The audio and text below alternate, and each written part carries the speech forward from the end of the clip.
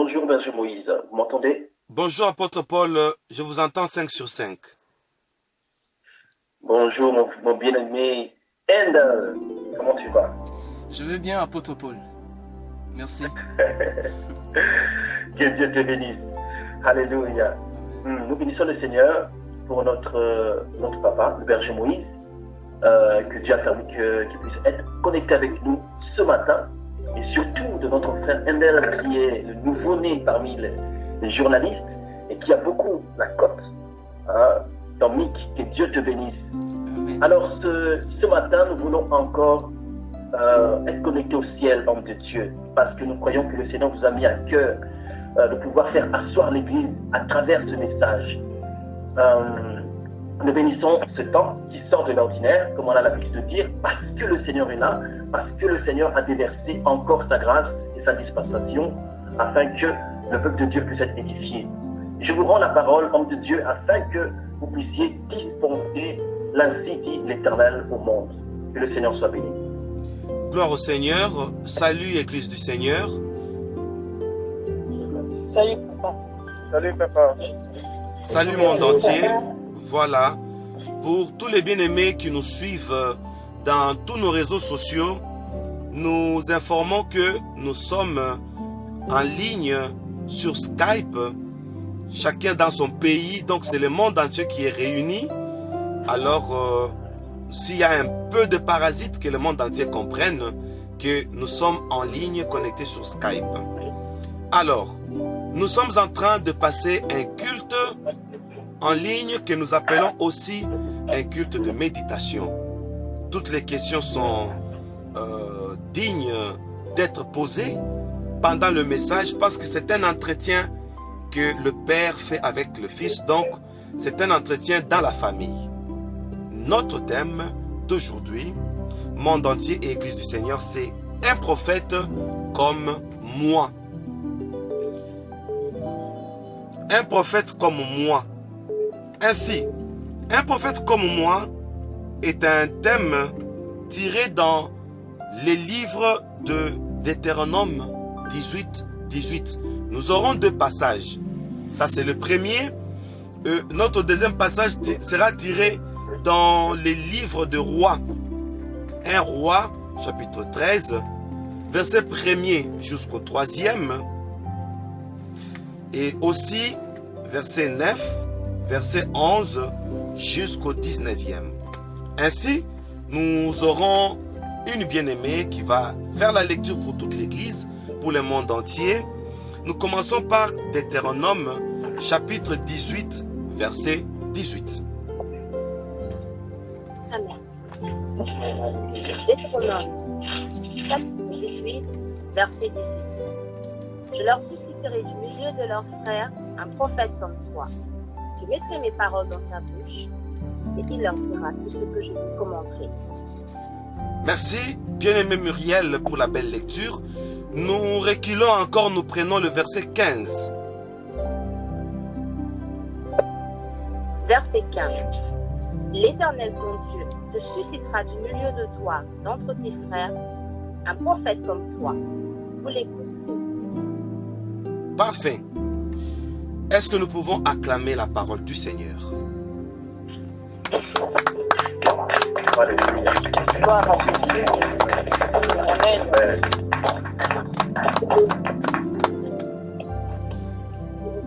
Bien-aimés dans le Seigneur, ça c'est notre première lecture. Dieu lui-même dit qu'il devait susciter un prophète comme Moïse. Il s'agit de Moïse. Ça, c'est un enseignement qui va nous faire voir les réalités du temps de la fin. Comment?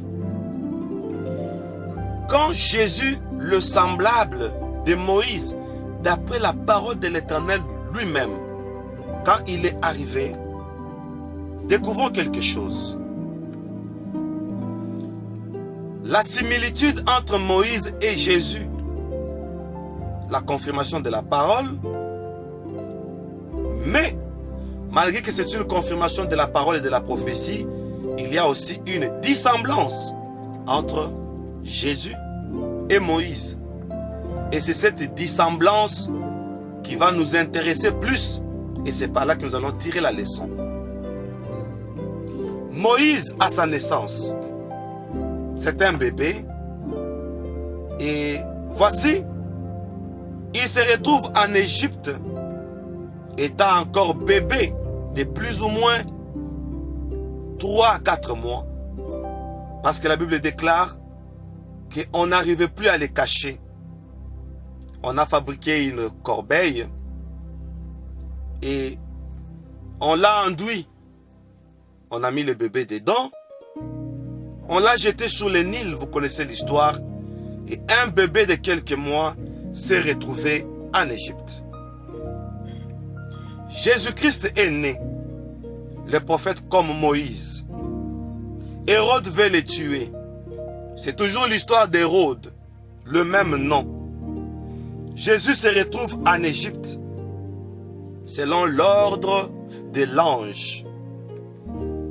On a dit à Joseph, ne crains pas de prendre avec toi Marie, ta femme. Allez vous réfugier en Égypte. Jésus est comme Moïse. Les deux, à leur naissance, on a voulu les tuer et les deux ont été reçus comme réfugiés dans un même pays, l'Égypte. Une forte ressemblance et une histoire dont même le nom se ressemble. L'Égypte et Hérode, même scène. Nous évoluons. Un prophète comme moi.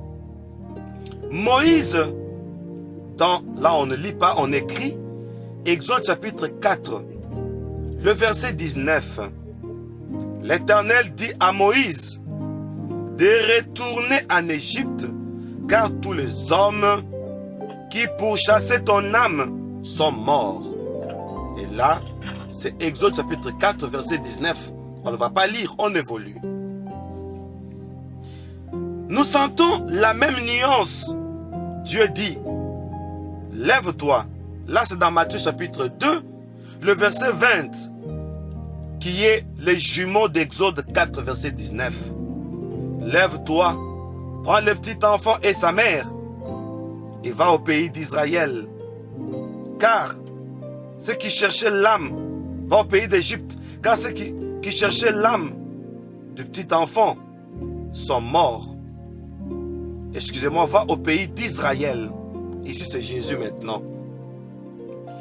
Jésus retourne au pays d'Israël parce que ceux qui voulaient les tuer étaient morts. Moïse, maintenant, doit retourner en Égypte parce que ceux qui le pourchassaient aussi sont morts. Là, c'était au temps de Pharaon Ramsès II. Attention. Le premier miracle de Jésus, troisième similitude, est le miracle de Moïse devant Pharaon. Le premier miracle de Moïse en public est dans Exode chapitre 7, le verset 20. En public, Moïse fit changer les eaux du Nil en sang devant Pharaon, devant ses magiciens, devant Aaron et la délégation qui était avec Moïse. Le Nil s'est transformé en sang. Mais dans Jean chapitre 2, versets 7 à 9, le premier miracle de Jésus en public, c'était de changer l'eau en vin. Et dans la Bible, le vin symbolise le sang.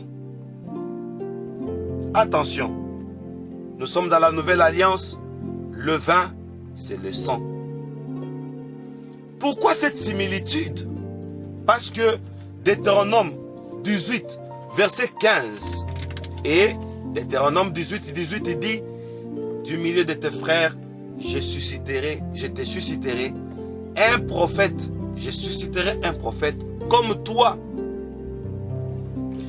Parlons un peu du ministère de Moïse et du ministère de Jésus. Et nous sommes dans les choix du ministère.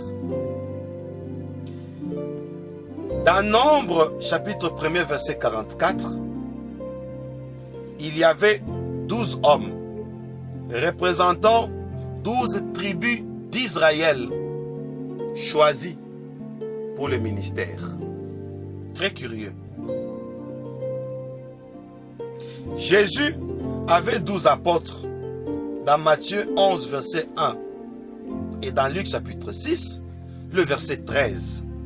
Une forte similitude. 12 hommes représentant les 12 tribus et Jésus avait 12 apôtres.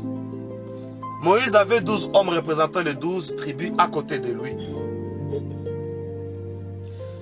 On donne un conseil à Moïse par son beau-père. On dit, cette façon de travailler, tu vas te fatiguer. Choisis des hommes capables. Nous sommes dans Nombre chapitre 11, verset 16 et le verset 24. On a choisi 70 anciens d'Israël. Curieusement, ça va de 12 hommes représentant les 12 tribus et un deuxième choix de 70 anciens d'Israël. Il y a un d'elle avec moi aussi qui est en train de rire. Ça, c'est la parole de notre Père. Nous allons chez Jésus dans Luc 10, verset 1er. Le nombre des apôtres, le nombre des disciples a augmenté jusqu'à 70 autres disciples à part les 12 apôtres. Donc Jésus avait et les apôtres et les disciples. Moïse avait 12 hommes et 70 anciens. Pourquoi cette similitude? Mais ce qui va nous intéresser plus, c'est la dissemblance. Il y a une ressemblance et il y a aussi une dissemblance. 70 autres disciples, ça c'est curieux. Parlons de la mort de Moïse et la mort de Jésus. Deutéronome chapitre 34, versets 5 à 6. Jude chapitre 9. Bon, Jude, c'est Jude 9. Il n'y a que le verset. Jude, verset 9. D'après ce passage, comparant avec Actes chapitre 2, verset 31, nous voyons comment Dieu fit disparaître le corps de Moïse. Et dans Actes, après la mort de Jésus, Dieu aussi fit disparaître son corps, qui était dans les sépulcres, dans la grotte. Et on a cherché le corps de Jésus, et ça cherchait des polémiques. Donc, dès la naissance, à la vie, au ministère, au choix ministériel de Jésus et Moïse, nous voyons une forte similarité et nous pouvons dire ce sont des jumeaux. Moïse est un sauveur, un libérateur. Jésus aussi est un sauveur, un libérateur. C'est lui qui sauvera son peuple de ses péchés. Et Moïse, c'est celui qui doit sauver Israël de l'Égypte. Attention, un prophète comme moi. Notre prédication commence par ici. Nous sommes un royaume des sacrificateurs. Donc les autres sont aussi des sacrificateurs comme nous, tous. La Bible dit, dans les derniers jours, je répandrai mon esprit sur toute chair. Vos fils et vos filles prophétiseront. Donc dans les derniers jours, nous sommes tous la race de prophètes. Mais attention, tout le monde est comme nous. Mais nous ne sommes pas comme tout le monde. Pourquoi? Tu es différent de celui qui te ressemble. Franchement, cet enseignement est tiré par l'histoire de Moïse et l'histoire de Jésus. Malgré la ressemblance, malgré la parole de l'Éternel lui-même, un prophète comme toi mais il y a eu quelques aspects de la dissemblance. Lesquels? Moïse est devant la mer Rouge. Oh mon Dieu. Pour que cette mer puisse se fendre, je pose la question au monde entier, à ceux qui sont avec à Endel qui est avec moi au studio, et ceux qui sont connectés avec moi sur Skype, à l'apôtre Paul et tous les autres bien-aimés. Devant la mer Rouge, Moïse doit la fendre. L'objectif était de traverser. Quel est l'instrument que Moïse a utilisé? La question est posée. Oui, Père. C'est Valérie. Fils Valérie en Angleterre, oui, soyez bénis. Amen, papa. Oui, Moïse, il a levé son bâton. Très bien. Il l'avait en main. Endel? Il a usé de sa verge pour fondre la mer. Le bâton. Apôtre Paul, en Irlande, il y a quelque chose. Je rejoins les autres. Très bien. Pour dire que c'était le bâton, la verge. Attention. Jésus a dit aux disciples, allons sur l'autre bord. Il les a envoyés. Il les a dit de les dévancer. Et lui est resté en train de prier à la montagne. Il arrive, il doit aussi traverser les eaux, la mer. Mais lui, en main, il n'a pas de bâton. Attention, Moïse s'est servi du bâton pour qu'il traverse. Tandis que Jésus, lui, il s'est dit, je ne fends pas l'eau. Je ne fends pas la mer. Jésus a marché sur l'eau. La capacité que Moïse n'a pas eue. Voilà la première dissemblance. Entre Moïse, entre Jésus. Ce qui veut dire, les deux ont la même mission, mais Moïse, lui, traverse les eaux. Les eaux symbolisent le peuple, pour dire que Moïse est parmi les peuples. Tandis que Jésus-Christ, lui, marche sur l'eau. Il est au-dessus du peuple. Il est au-dessus de toutes les nations. Pour dire, ils se ressemblent, mais Jésus est souverainement élevé au-dessus du peuple parce qu'il est Dieu. Et Moïse est dans le peuple et parmi le peuple. Est-ce que nous nous comprenons? Amen. Amen. Nous sommes en train de dire, chacun de nous, quoique nous avons tous le même ministère, chacun de nous est particulier. Et là, nous soulignons deux choses. Je dois respecter ta particularité. Tu dois respecter ma particularité. Nous nous ressemblons, mais au même moment, nous nous dissemblons. Donc Dieu a mis quelque chose qui doit nous différencier de l'autre. Et nous devons faire très attention parce que c'est ça notre leçon.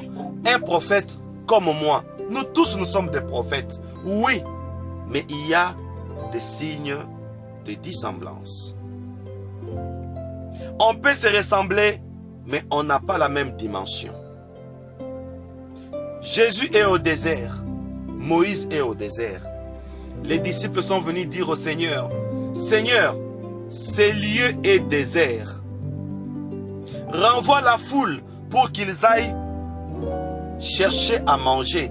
Et là, nous sommes à la première multiplication de pain. Moïse aussi est au désert avec le peuple. Le peuple a faim. Dieu promet, il dit, vous allez manger du pain et de la viande. Jésus aussi veut donner du pain et de la viande. Maintenant, il y a deux sources. Le pain et la viande sont venus du ciel. C'est-à-dire le pain est venu du ciel et la viande est venue de la mer. Oh mon Dieu! Jésus aussi veut donner du pain et il veut donner du poisson. D'où provient le poisson? De la mer. N'est-ce pas? Maintenant, le pain et le poisson que Jésus donne, pour lui, ça provient d'un enfant. Tandis que chez Moïse, le pain provient du ciel, la manne, et la viande, l'écaille, proviennent de la mer, parce que Dieu avait soufflé. Vous ne voyez pas la différence de source? Pour dire, hein, nous pouvons avoir la même mission, mais Dieu va nous dispenser différemment. L'autre, c'est un petit enfant. Pour dire que le ministère de Jésus, c'est un ministère des enfants. Il veut se servir des enfants pour amener leur cœur à leur Père. Attention, ne te compare pas aux autres. Ne fais pas ce que fait tout le monde. C'est la deuxième partie de notre prédication de ce dimanche. Tu as ta propre particularité. Tu as ta propre dimension. Tu as la façon dont le Saint-Esprit t'utilisera. Et nous allons en profondeur. Sœur Myriel, nous sommes dans 1 Roi. Nous allons lire progressivement. Vous lisez, quand je vous arrête, vous gardez la page. Ainsi de suite jusqu'à la fin de notre lecture. 1 Roi, chapitre 13, verset 1er jusqu'au 3e. Nous sortons, nous allons au verset 9e. Nous allons au verset 11 jusqu'à 19, mais nous allons lire avec interruption. Attention, suivons la lecture. Amen. 1 Roi, chapitre 13, verset 1. Voici, un homme de Dieu arriva de Juda à Bethel, par la parole de l'Éternel, pendant que Jéroboam se tenait à l'autel pour brûler des parfums. Verset 2. Il cria contre l'autel par la parole de l'Éternel, et il dit, Autel, autel, ainsi parle l'Éternel. Voici, il naîtra un homme à la maison de David. Son nom sera Josias. Il mollera sur toi les prêtres des hauts lieux, qui brûlent sur toi des parfums, et l'on brûlera sur toi des ossements d'hommes. Verset 3. Et le même jour, il donna un signe en disant, c'est ici le signe de l'Éternel, que l'Éternel a parlé. Voici, l'autel se fondra, et la cendre qui est dessus sera répandue. Très bien. Verset 9. Gardons la page. Pour tous les bien-aimés qui écrivent, merci sœur Myriel. Dans la partie du nord, il y a un souverain légitime du nom de Roboam. Et voici, il a été remplacé par un autre roi, d'après la prophétie. Et ici, on nous parle qu'il y a un autre prophète qui va venir pendant ce temps. Dieu est en train de remplacer une génération par une autre. Tous nous sommes des rois, mais il y a des rois légitimes et des rois illégitimes. Soulignez-moi ça. Roboam a été remplacé par qui? Si vous avez suivi la lecture, sœur Myriel et tous les autres bien-aimés, qui a remplacé Roboam? On peut relire le passage.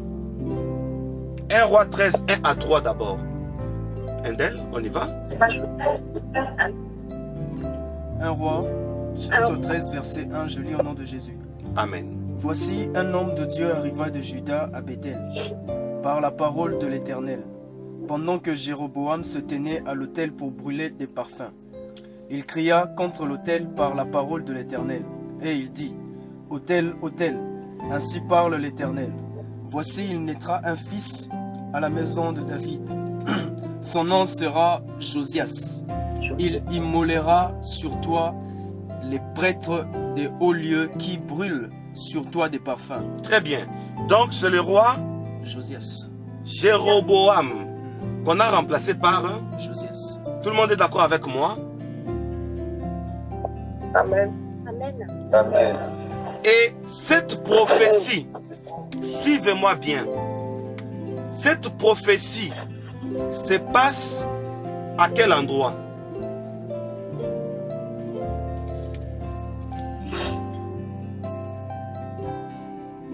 À Bethel. À Bethel. Et celui qui prophétise est où? Il vient de Juda. Et il est devant quoi? L'autel. Vous avez vu? Pour dire que Amen. ça c'est une prophétie de l'église, ça c'est une prophétie de la sacrificature. Dieu va remplacer un roi par un autre. Il va remplacer un prophète aussi par un autre. Voici la preuve. Jusque-là, le point culminant, on n'y est pas encore. Prenons le verset 9. 1 Roi 13, 9. Sœur Myriel. Verset 9. Car cet ordre m'a été donné par la parole de l'Éternel. Tu ne mangeras point de pain, tu ne boiras point d'eau. Tu ne prendras pas à ton retour le chemin par lequel tu seras allé. Très bien. Ici, c'est un jeune prophète. Il rencontre le Seigneur, l'Éternel lui apparaît. Il lui donne l'ordre. Tu ne mangeras pas là-bas, là où je t'envoie. Tu ne boiras rien. Et nous allons au verset 11. Suivons. Verset 11. À haute voix, s'il vous plaît. Il y avait un. Verset 11. Or, il y avait un vieux prophète. Un vieux qui demeurait à prophète. Bethel. Nous sommes à Bethel. Et à Bethel, il y a un vieux prophète. On y va. Ses fils vinrent lui raconter toutes les choses que l'homme de Dieu avait faites à Bethel ce jour-là, et les paroles qu'il avait dites au roi. Lorsqu'ils en eurent fait le récit à leur père, verset 6, par quel chemin s'en est-il allé? Ses fils avaient vu par quel chemin s'en est allé l'homme de Dieu qui était venu de Juda. Verset 13. Et il dit à ses fils, scellez-moi l'âne, et ils lui scellèrent l'âne, et il monta dessus. Verset 14. Il alla après l'homme de Dieu, et il le trouva assis sur un térébinthe. Il lui dit, es-tu l'homme de Dieu qui est venu de Juda? Il répondit, je le suis. Verset 15. Alors, il lui dit, viens avec moi à la maison, et tu prendras quelque nourriture. Verset 16. Mais, répondit, je ne puis ni retourner avec toi, ni entrer chez toi. Je ne mangerai point de pain, je ne boirai point d'eau avec toi en ce lieu-ci. Verset 17. Car il m'a été dit par la parole de l'Éternel, tu n'y mangeras point de pain, tu n'y boiras point d'eau, et tu ne prendras pas à ton retour le chemin par lequel tu seras allé. Verset 19. Et il lui dit, moi aussi, je suis prophète comme toi. Et un ange m'a parlé de la part de l'Éternel qui m'a dit, ramène-le avec toi dans la maison, et qu'il mange du pain et boive de l'eau. Il répondait. Verset 19. On garde d'abord, on garde la page. Merci, sœur Myriel, pour la lecture. Église du Seigneur, nous sommes au point culminant de notre message parce que nous allons bientôt terminer. Le vieux prophète suivit l'homme de Dieu. D'après la lecture, on dit le vieux prophète suivit l'homme. Il suivit l'homme de Dieu assis sur le térébinthe. Il lui dit, moi aussi, je suis prophète comme toi. Le vieux prophète veut se mettre sur le même pied d'égalité avec l'homme de Dieu. Attention! Il veut se mettre sur le même pied d'égalité. Il dit, je suis prophète comme toi. Mais c'était déjà un vieux prophète. N'oublions pas l'introduction de notre message. C'était prophétique. Nous pouvons nous ressembler, mais nous n'avons pas de même dimension. Nous sommes en train de passer le moment comme le moment de Samuel, où la parole de l'Éternel était rare. Le sacrificateur Élie était dans les temples, il était vieux et il avait déjà perdu la vision. Que cela nous enseigne? Nous devons faire attention pendant ces temps de la fin avec le vieux prophète. Nous sommes une nouvelle génération. La Bible dit, vos fils et vos filles prophétiseront. La prophétie a été donnée aux fils et aux filles, aux enfants. C'est pourquoi dans la prière sacerdotale, dans l'une des prières de Jésus, il dit, je te rends grâce parce que tu as caché ces choses aux grands et tu les as révélées aux enfants. Nous sommes une nouvelle génération. Pendant ces temps de la fin, faisons attention avec les gens qui ont vieilli dans l'évangile, mais qui demeurent toujours des prophètes. Sœur Myriel a lu au verset 18, 1 Roi 13, 18, on dit, il lui mentait. Nous sommes en train de passer à un moment de mensonge, sortant de la bouche des prophètes. Il lui dit, moi aussi, je suis prophète comme toi. Tous nous sommes des prophètes. Mais attention, le jeune prophète, l'Éternel lui parla. Tandis que le vieux prophète, il dit, un ange m'est apparu. Voyez-vous, un ange m'est apparu. Un ange m'a dit, l'homme de Dieu avait dit qu'une parole de Dieu lui avait été adressée, l'interdisant de manger ou de boire en route. Oh mon Dieu! Mais le vieux prophète veut dire mieux. Il dit, un ange m'a parlé. Parce que l'apparence d'un ange, aura beaucoup d'impact d'après le vieux prophète. Et il pense que la présence d'une créature aura d'impact plus que la parole de Dieu. Parce que le jeune prophète a amené un ainsi dit l'Éternel. Peut-être il n'avait pas vu Dieu, il n'a entendu que la parole. Mais l'autre prétend dire qu'un ange lui est apparu. Je suis en train de dire au monde entier, un message direct vaut mieux qu'un message indirect. Qu'est-ce que Dieu t'a dit toi-même? Au lieu d'entendre les intermédiaires, si on peut me souligner cette phrase, un message direct vaut mieux qu'un message indirect. Nous sommes en train d'être séduits par des personnes qui viennent en deuxième position. Mais moi aussi je suis prophète comme toi. Quand on a demandé à Jésus le signe du temps de la fin, le premier avertissement, il dit, attention que personne ne vous séduise. Attention à la séduction. Le jeune prophète apporte la parole de Dieu. Et je dis au monde entier, la parole de Dieu vaut mieux que la parole d'un vieux prophète.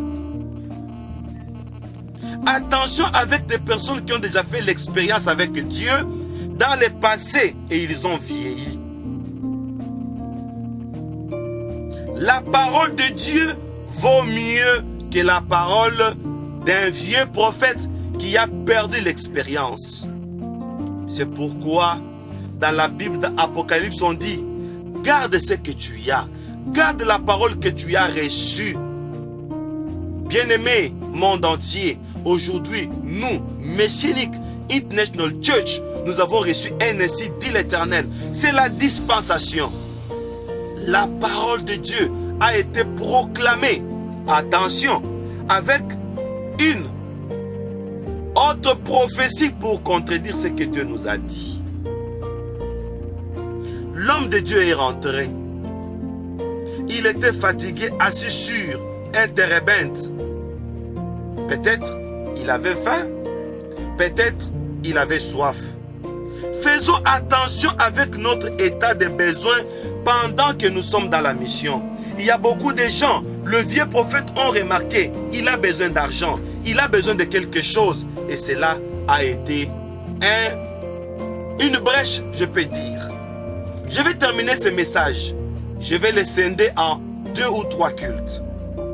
Avant que vous puissiez poser des questions, s'il y en aura, selon l'ordre de l'apôtre Paul. Écrivons. Voici 5 signes du vieillissement spirituel. C'est ça notre prédication. L'introduction nous a dit, nous pouvons nous ressembler. Le développement nous a dit, malgré la ressemblance, il y a une dissemblance. L'un est vieux, l'autre est jeune, mais tous nous sommes des prophètes. Le vieux prophète est là pour contredire la parole de Dieu annoncée aux jeunes prophètes. Nous, la nouvelle génération, que personne ne nous séduise. Regardons les signes de ceux qui ont vieilli dans la vie chrétienne, dans le ministère. Notons. Premier signe. L'autre dit, moi aussi je suis prophète comme toi. Mais les jeunes prophètes venaient pour condamner le péché. De quel roi? Jéroboam. Alléluia. Or, il y avait un vieux prophète là. Pourquoi il ne condamnait pas le péché?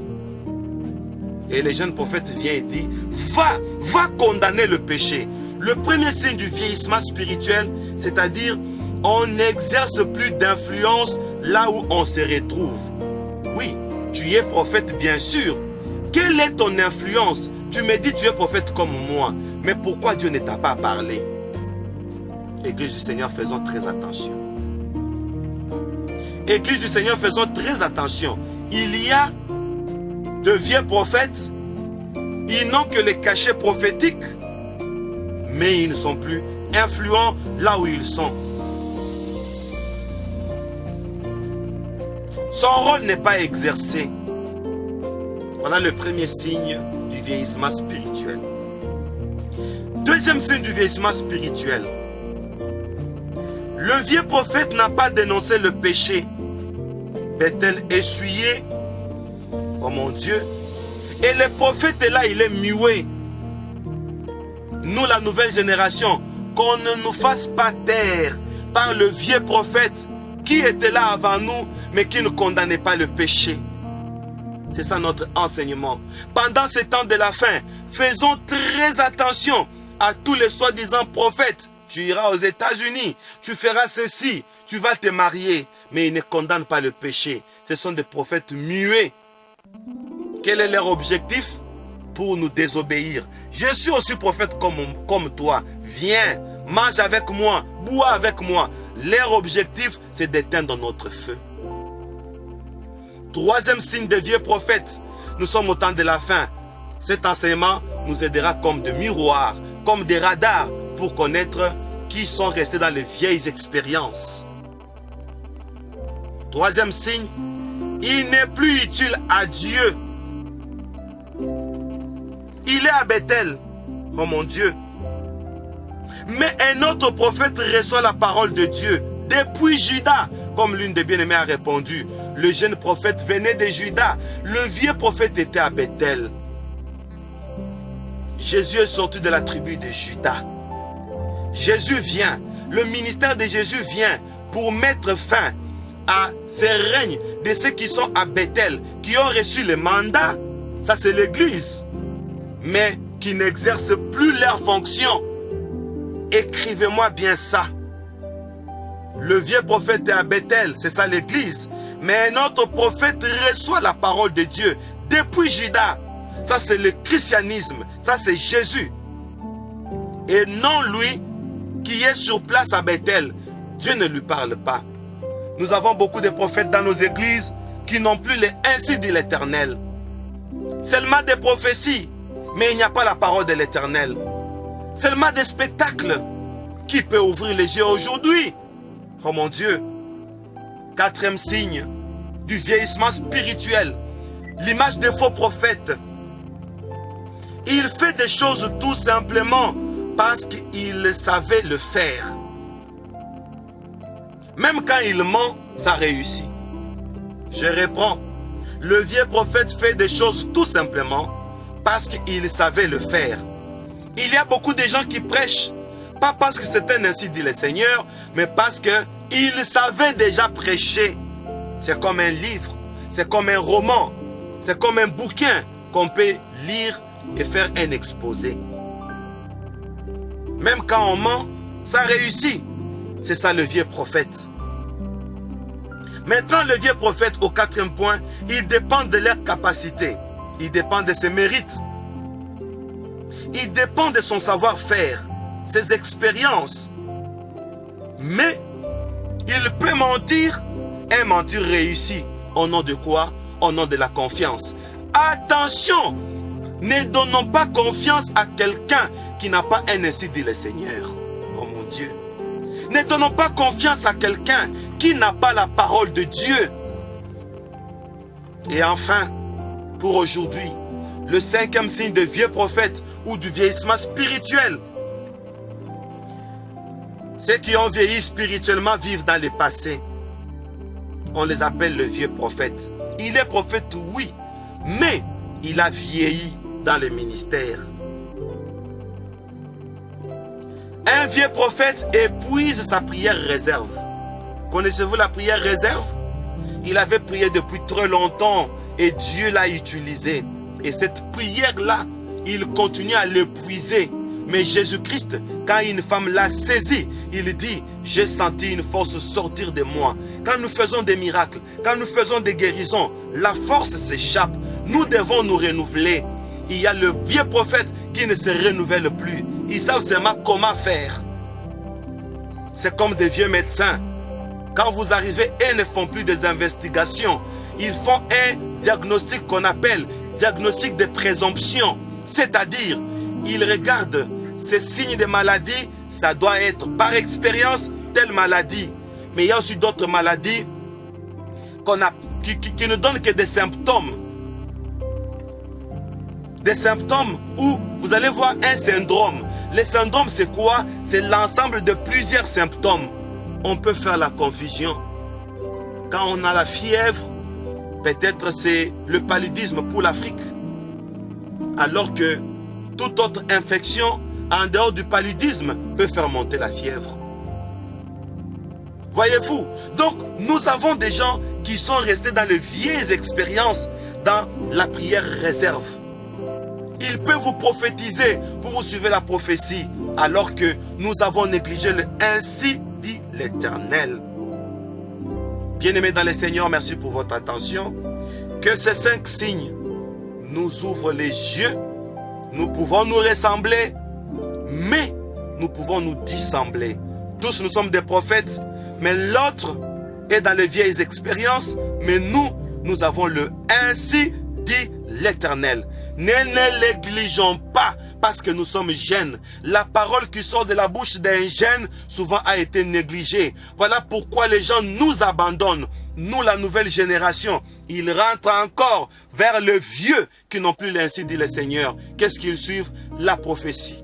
Apôtre Paul, Indel, Église du Seigneur, monde entier.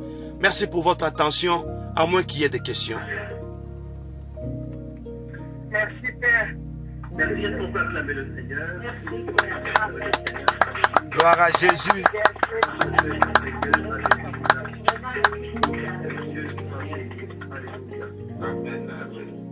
Amen. Oh mon Dieu. Amen. Mais je bénis le Seigneur. Je voudrais tout simplement qu'on fasse un binôme avec mon bien-aimé Ender. Moi j'ai une petite question, mon Dieu, c'est vrai. Au jour d'aujourd'hui, il faut un petit peu le reconnaître. Les vieux prophètes font la pluie et le beau temps, c'est vrai.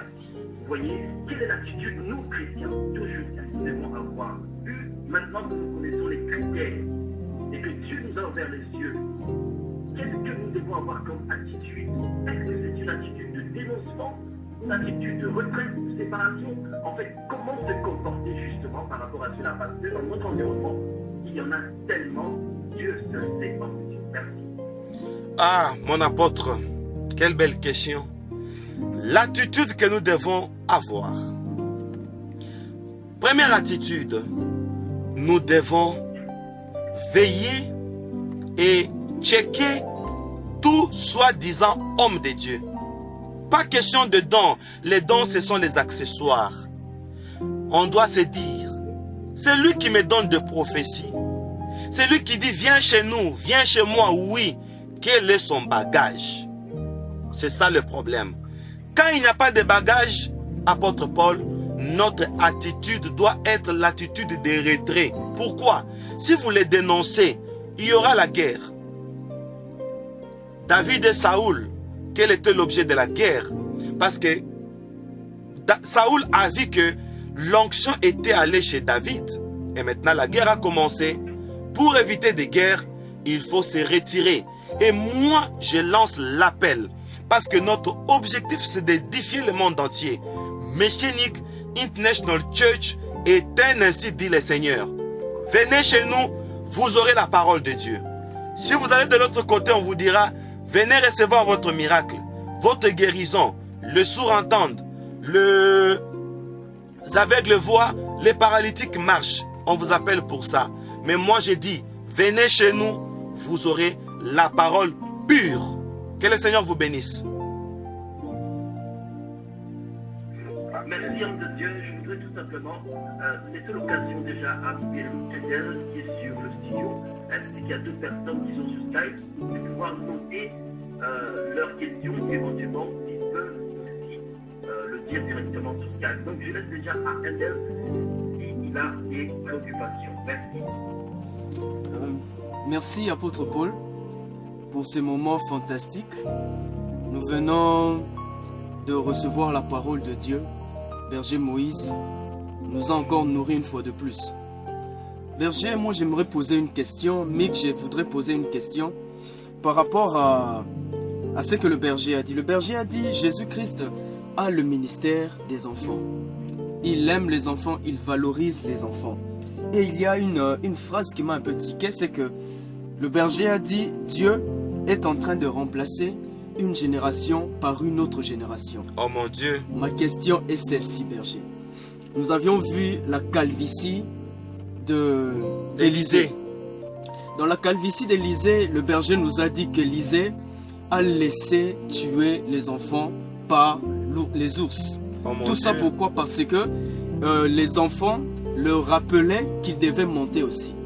Là, c'est selon notre prédication sur la calvitie d'Élisée, Très bien. qu'on peut même aller chercher pour ceux qui ne sont pas au courant. Et lui, il laisse les enfants mourir. Il laisse une génération mourir, alors qu'il devait les préparer. Mon Dieu. Parce que l'église de demain, c'était eux. Oh mon Dieu. Oh mon Dieu. Alors Jésus vient, il valorise ses enfants. Berger. Endel, ça c'est le point culminant de notre prédication d'aujourd'hui. Jésus valorise les enfants. Voilà pourquoi il demande qu'on fasse asseoir la foule. On les a fait asseoir pour manger le pain d'un enfant. Franchement, Jésus valorise les enfants parce que les enfants ont la prophétie. Amen. Vos filles, vos fils et vos filles prophétiseront. Amen. La prophétie est partie chez les enfants.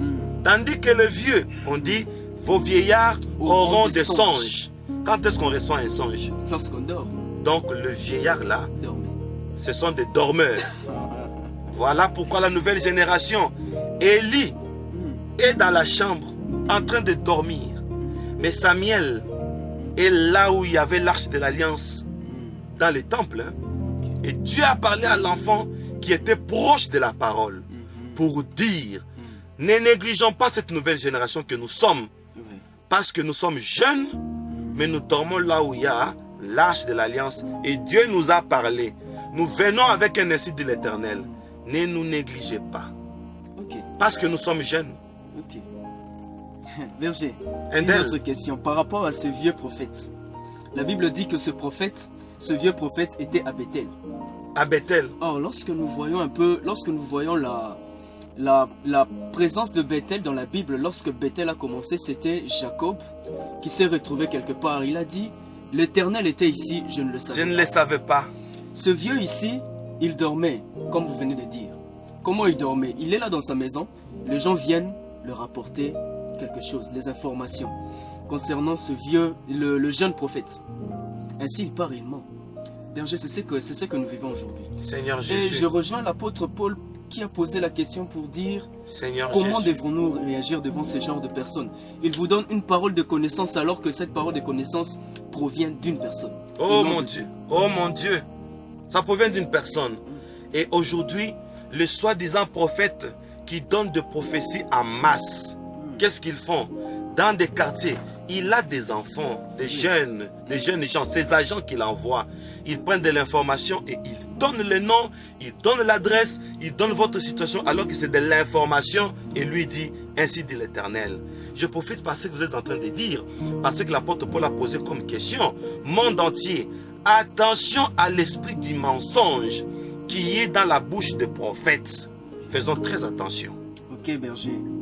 Le vieux prophète devant le jeune prophète, Oui, il a utilisé un terme. oui. Le jeune prophète a dit l'Éternel m'a parlé, tandis que le vieux prophète dit un Un ange ange m'a m'a parlé, parlé. sans définir cet ange. Or, le diable peut se transformer en ange de lumière. Est-ce qu'on peut acclamer l'Éternel pour cette réflexion? C'est notre culte de réflexion. Gloire à Dieu. Berger, qu'est-ce que ça nous cache? Un d'elles soit béni. Amen, berger. Aujourd'hui, tu auras encore des grades de plus. Amen. Un d'elles nous dit, le vieux prophète dit, un ange m'a parlé. Or, le diable se transforme aussi en ange de lumière. Et de deux, le diable, s'il peut se transformer en ange de lumière. Or, c'est lui le père du mensonge. Et le vieux prophète mentait. Donc, on comprend l'ange en question. On comprend d'ailleurs le vieux prophète. On peut dire qu'il est fils. Du diable.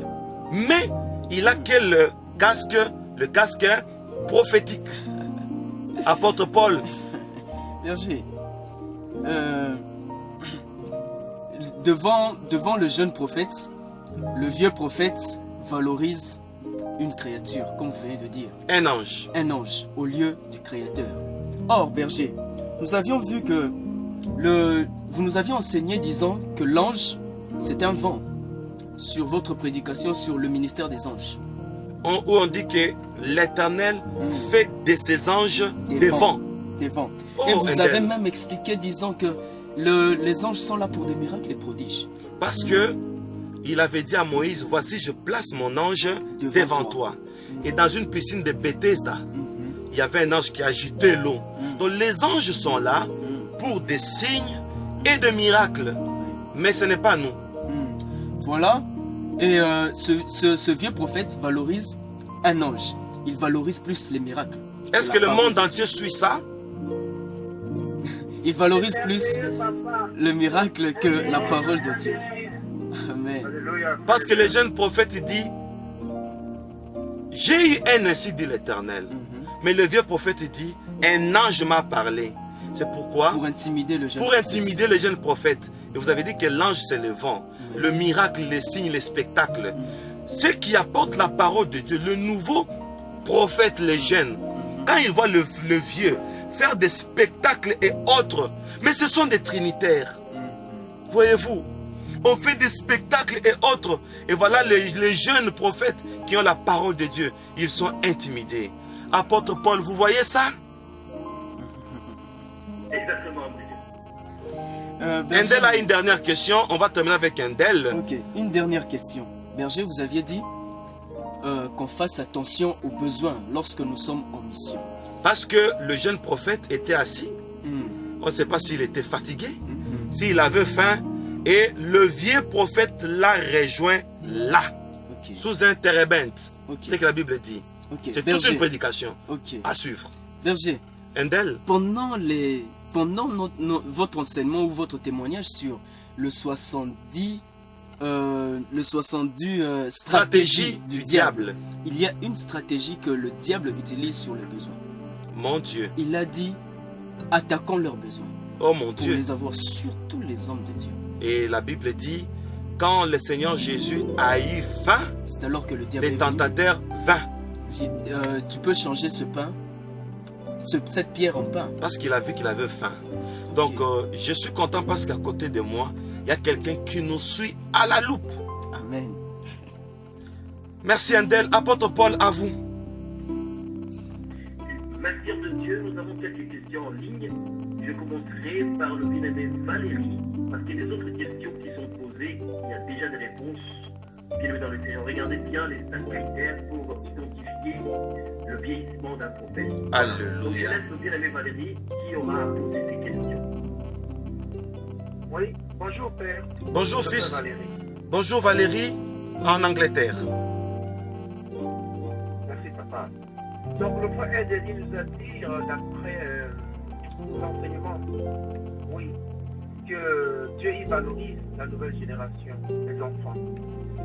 Et il a dit aussi dans sa parole, vous avez dit, et en accord avec la parole, il a fait de nous un royaume des sacrificateurs.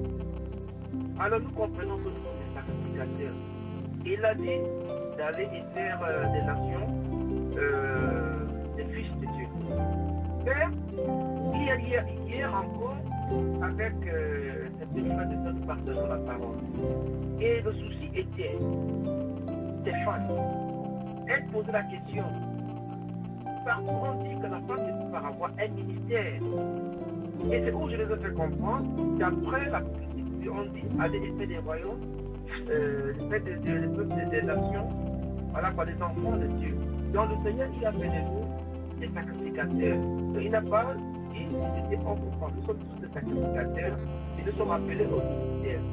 Est-ce que je suis dans la logique en disant que là, la femme a un rôle limité dans le corps de Christ? C'est ça la question.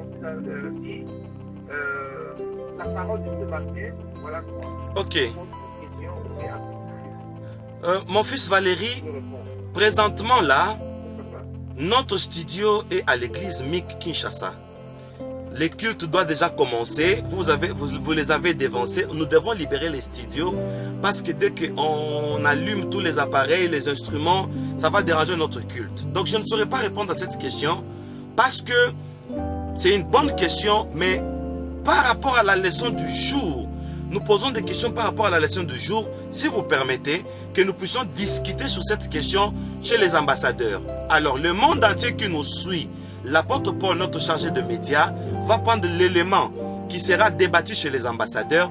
On va lancer ça dans les médias et dans nos réseaux sociaux. Et je demande au monde entier qui n'est pas chez les ambassadeurs de patienter. Ils verront un élément suivi de la question de notre frère Valérie.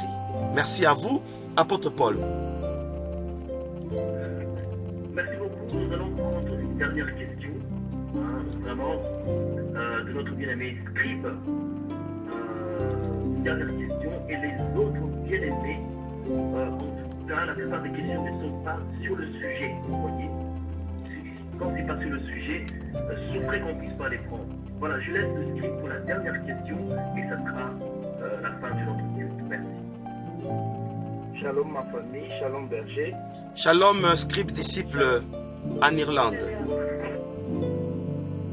Oui, berger, ma préoccupation est sur le vieux et le jeune prophète. Yes. Le prophète dira qu'un ange lui a apparu. Or, Paul nous dira si un homme ou un ange nous apporte une autre évangile, que celle-ci soit à la terre. Yes. Et comment parler à ces dons qui sont dans des religions, je dirais, comme les branamistes, les branamistes, c'est l'ange qui lui a apporté le message. Le musulman qui Mahomet prétend que c'est l'ange Gabriel qui lui a apporté le message. Ou le mormon, eux tous parlent des anges. Ou les témoins de Jéhovah, qu'un ange a apparu. Comment on leur faire voir le message qui vient du Seigneur directement et de ceux qui prétendent avoir le message d'un ange comme les vieux prophètes. Merci. Bien-aimé Wesley, d'abord moi, votre père, le message que j'ai reçu, je l'ai reçu aussi d'un ange. Et qu'est-ce que nous allons faire? Remarquez dans tous mes témoignages, quand les anges parlaient, ils disaient, prenez les Écritures saintes, comme il est écrit, patati patata. Donc, il donnait les versets bibliques et maintenant, il nous expliquait. Par exemple, le passage qui dit, si vous n'êtes pas fidèle à ce qui est à autrui, qui vous donnera ce qui est à vous.